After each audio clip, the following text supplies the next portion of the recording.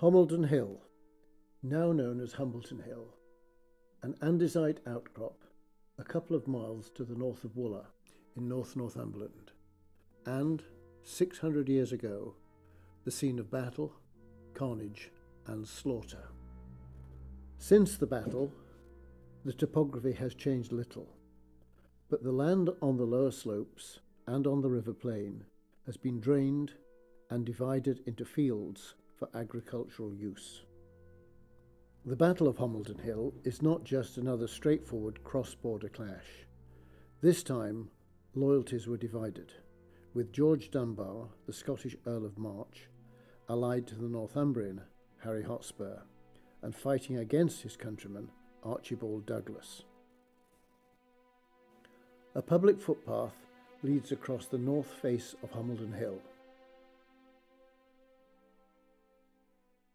The northern slope to the summit is too steep for easy access. There is no water available, the higher ground is very exposed to wind and weather. There are numerous rocky outcrops and extensive scree slopes. Vegetation is largely scrub and bracken. This is not a suitable place for a military camp. But this bleak topography and impenetrable ground makes an ideal defensive backstop for a military camp on the lower slopes of the hill. Approaching the western end of Homildon Hill, Hareup Hill comes into view, where Hotspur's men-at-arms were placed.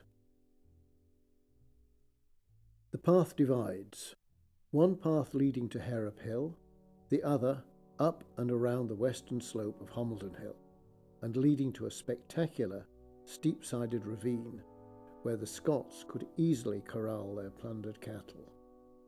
It would take just a couple of men to keep a herd of cattle out of sight and secured in this ravine.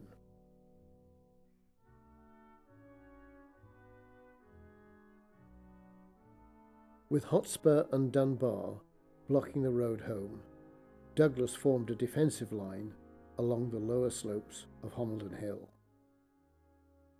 True to form, Hotspur was eager to rush to attack directly into this defensive line, but Dunbar's wiser counsel prevailed.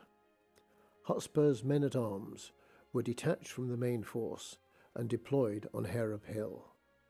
Their very position forced the Scots to extend their defensive battle line to the left and round the lower contours of Homildon Hill, thus refusing their left flank to the mounted men-at-arms. The Scottish battle line was stretched and thinned. The longbows could now be used to their best advantage.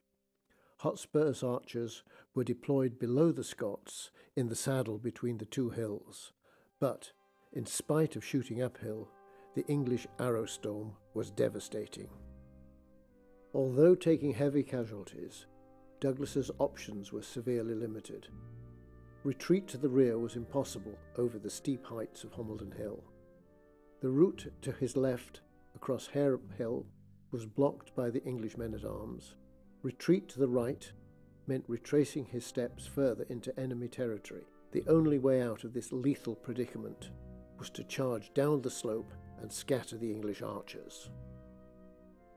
The Scots charged, but the archers did not scatter. Rather, they moved back and to the side, but continued to shoot their deadly arrows. Scottish casualties continued. Douglas himself suffered 5 wounds, including the loss of an eye. The Scots, who reached the marshy ground in the flat valley of the River Glen, where the battlestone now stands, were now pursued by Hotspur's men-at-arms. The charge had become a rout, which continued northwards, across Millfield Plain, and to the River Tweed.